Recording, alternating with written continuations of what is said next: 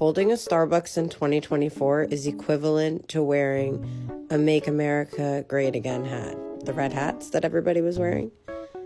Yeah, it's the same energy. I hate to break it to you. Actually, it wouldn't be a breaking to you because you'd be proud of it.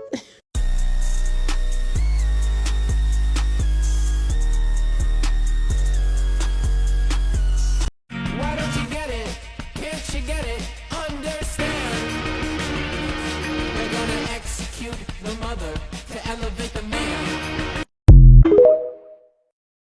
As a Palestinian who was born in Jerusalem, I encourage all the white girls to make this conflict their entire personality, because that's what Palestinians have been begging for. They've been begging for the world to notice their oppression. If you're a white person and you have no knowledge of the Middle East, you would have had to go out of your way to research what's happening between Israel and Palestine, because the media is biased, there's propaganda, and the people around you probably have no idea, so they've probably made the wrong assumptions. And in that research, you've probably figured out the truth. My best friend, who's a white Australian woman, called me in tears because she saw a video of a little boy who lost his whole family. And she thought about her own little brother and what he would do if their entire family got bombed and he was left alone in this world. And she couldn't handle that thought. Learning about the Free Palestine movement and watching that video made her so passionate about the Palestinian struggle, and that made me feel a lot less lonely. So to all the white people who care about Palestine, I want to say thank you.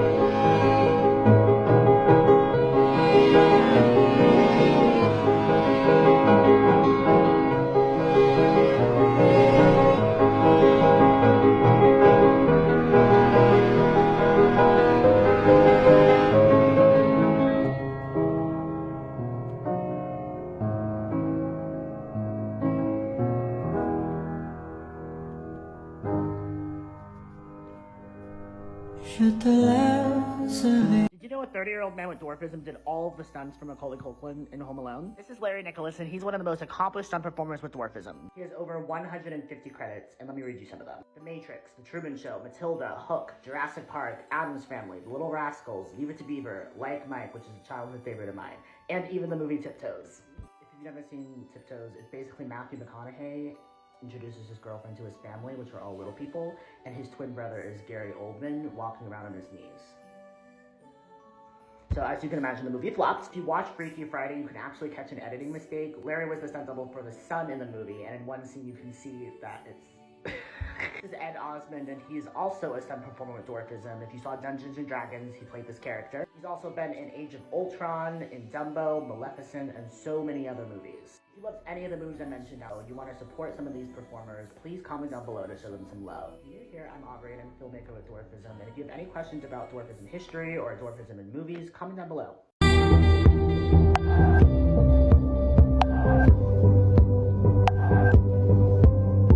Oh my God, you know what? This is really scary. Oogly boogly, bitch.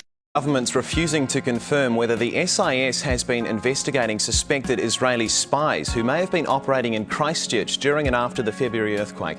The Southland Times is alleging the SIS ordered checks into what it saw as suspicious activities, including an Israeli earthquake victim carrying multiple passports. 3 Israelis were killed in February's earthquake. The Southland Times says the Security Intelligence Service feared at least one of those might be a spy. Ofer Mizrahi was crushed in a van on Gloucester Street with 3 other Israelis. He died, but his companions survived and were flown out of Christchurch just hours after the earthquake. The Times says Mizrahi was carrying at least 5 passports, but the Prime Minister won't confirm this.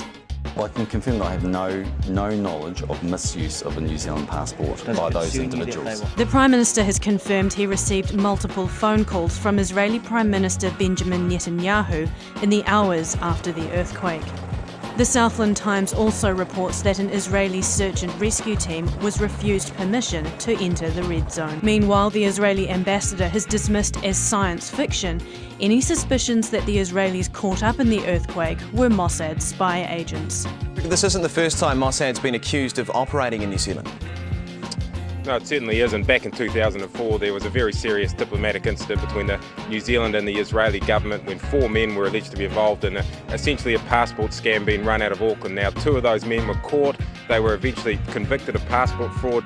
2 got away. Now, crucially, one of them who got away was later named as a suspect in the assassination of a Palestinian Hamas leader at a Dubai hotel last year.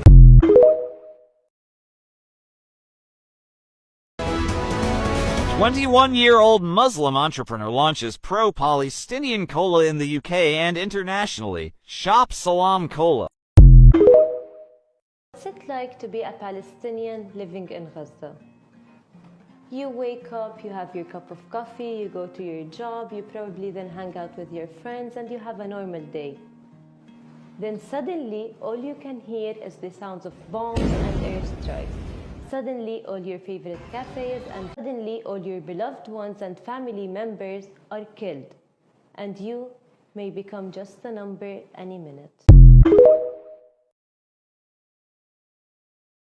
Darling, look in the mirror. You're a solid 4.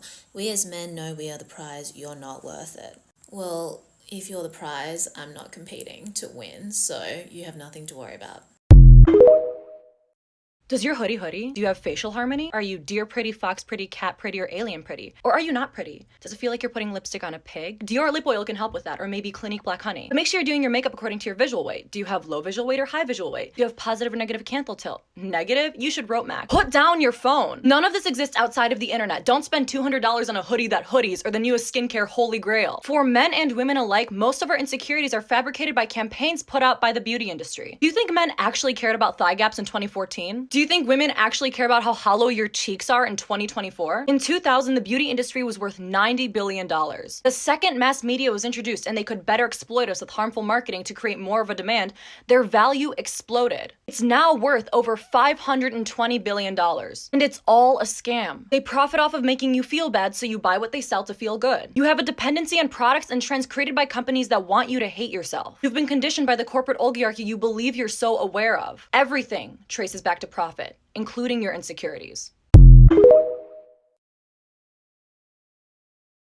We're Zionists. Of course we'll sponsor a birthright trip for you as long as you have one Jewish parent, or none, or you convert, or you're Christian, or whatever. We are Zionists. Of course all innocent life taken is a tragedy. What about Palestinian children? I said innocent. Is that still on?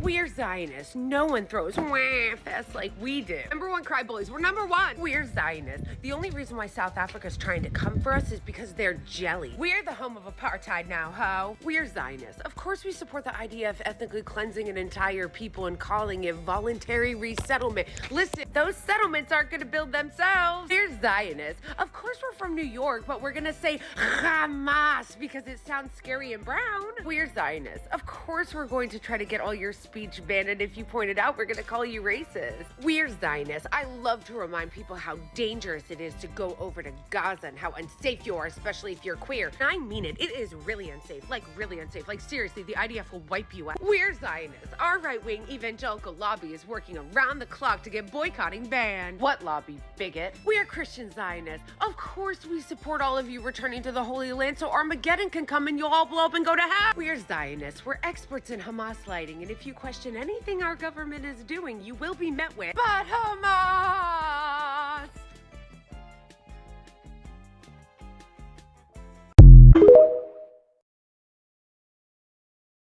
I hate those people that are like, oh my God, why do y'all make everything about sexism? Why do y'all make everything about racism? Why do y'all make everything about colorism? Because it is. It is. I'm sorry. I hate to wake you up, but It's time, baby. It's time. Come on.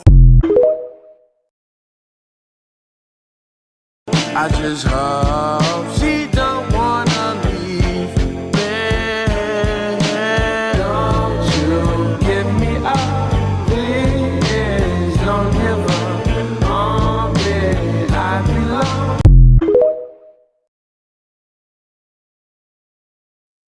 Beautiful exercise, but so many people still struggle with them. So I'm going to show you exactly how to do them so that you don't have to worry anymore. So, sorry, what the fuck just happened there? Why did he put his weight behind me? Take your bar. I can't do that. Alright, so you're going to take your bar back, squeezing those lats, and that is how you do.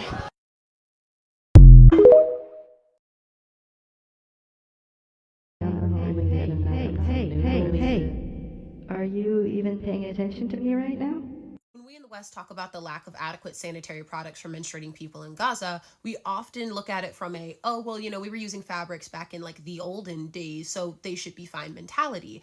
And that doesn't come from a rude or cruel place, but it does come from a place of being ill-informed, both on menstruation in general and on what's actually happening on the ground in Palestine.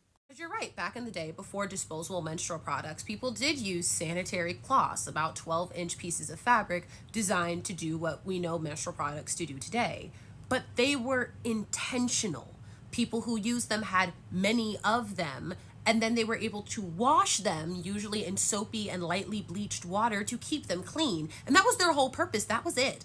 Plus, they had an area to do that in, so the blood and the contaminated water, because blood is a biohazard, isn't all over the place, kind of, you know, spreading all of the germs that come with blood and other biohazards. Because they knew, as we know now, if you don't do those things, you could make yourself really sick. Your immune system is generally suppressed when you're on your cycle, so you don't want to introduce any foreign bodies into your body. You run the track of getting a urinary tract infection or a reproductive infection that could make you infertile or otherwise seriously harm you. I mean, it could do a whole host of damage not properly using and disposing of your menstrual products. So what's happening in Gaza isn't that they have a whole host of like backup reusable sanitary products that they can just switch to in moments of crisis. They don't have anything. So when they're taking pieces of fabric off of tents that have been outside unwashed because they have no adequate water supply, they can't clean those products before they use them, and they can't clean them afterwards either. So what happens is, because their healthcare system has also collapsed, they can't get access to the medicine that they might need should they get really, really sick. Their bodies can't fight off infection as well because they are quite literally starving. They have no access to clean water. They're risking their lives with every single cycle. And that is a huge problem that every single feminist group in this world should be taking an issue with, because you shouldn't have to risk your life for something you can't even control. I'm fighting for my people and their lives and liberation. If y'all think y'all gon' win, y'all got the wrong generation.